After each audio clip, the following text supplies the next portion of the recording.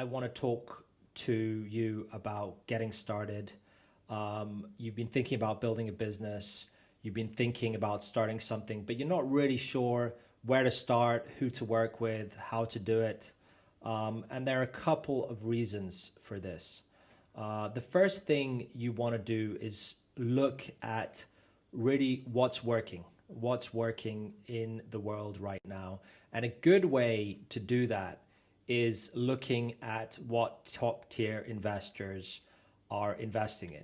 Now, this is a great way to kind of validate what's working and what's not in today's world. The world is constantly changing, and there'll be startups that will be doing better, businesses that will be doing better than other ones. And so focusing ones on competition, let's say, that's already working, has already basically validated your idea, because you know the idea is working. What you really want to do is focus on an idea that's working, but then look at a particular niche of that idea which you could really exploit. And for example, let's say AI startups are a hot topic, but what particularly in AI could you exploit, and what could you make work? A good way to do this is to test a bunch of ideas and to see which one is working and which one is not working.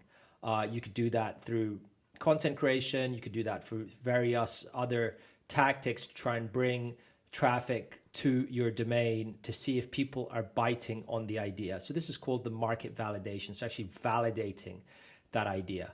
There's a bunch of startups that people thought would never work that are actually working. And that's really interesting. And then a bunch of startups that people know are going to work and are working just fine, even though there's a ton of competition. So competition, you shouldn't really be afraid of the competition. I think it's a good sign. Even if you're copying an idea directly from somewhere else, let's say from the States, and you're bringing it to Asia, that's absolutely fine. That's usually the case for a lot of early stage businesses.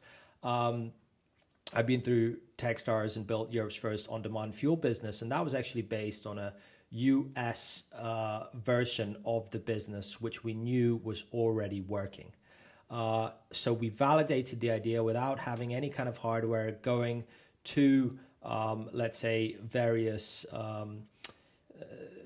places that had plenty of vehicles. So companies that would be logistics companies, for example, that would have lots of vehicles and that would have the issue of refueling all of these vehicles. So what would be the best way to solve this particular problem? Well, we created an on-demand fuel station which would allow anyone to have their vehicle refueled.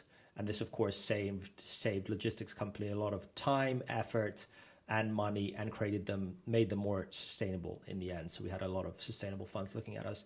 But the point of the matter is, don't be afraid of competition. Competition can be a good thing. And look at exploiting a particular niche, even if your competition's not doing that. And the way to do that is to create many, many different products, see which one works, and focus on that, because you never really know what's going to work. And that's why startups are building a business is all about testing and trying a particular idea and then taking it from there, and growing it and scaling it and getting the capital. That's what venture capital is all about, getting the capital to actually scale that business. And that, of course, is something completely different to the traits that you need to actually start it, get it off the ground. Even if you get a domain registered with a place to be able to take emails, that would be a good thing, because you'll be able to take emails and that will show that customers or clients are actually interested in that product. So it's not a bad thing to do before you actually invest in the product or invest in the hardware, which is going to be really expensive. But you really just want to see if people would be interested to actually purchase that particular product. So even if you register and get yourself a logo, get yourself a basic website, create it from Wix or a basic website maker, give the ability to be able to take emails, to collect a bunch of emails from interested parties, do a little bit of content or marketing around that, and seeing then, if customers are biting and are interested to actually move forward and want that product. Once you have validated, then you actually have to go and create it, and you can start taking payments from there. So yeah, there's a bunch of different ways to do that, which we'll talk on other episodes to actually generate some interest in your product or business. But those are the essentials. Don't be afraid of starting. This is one of the hardest things to do. This is why not everyone does it. And I think the question is, if you don't try, you'll never know. Thanks, and make sure to like and subscribe.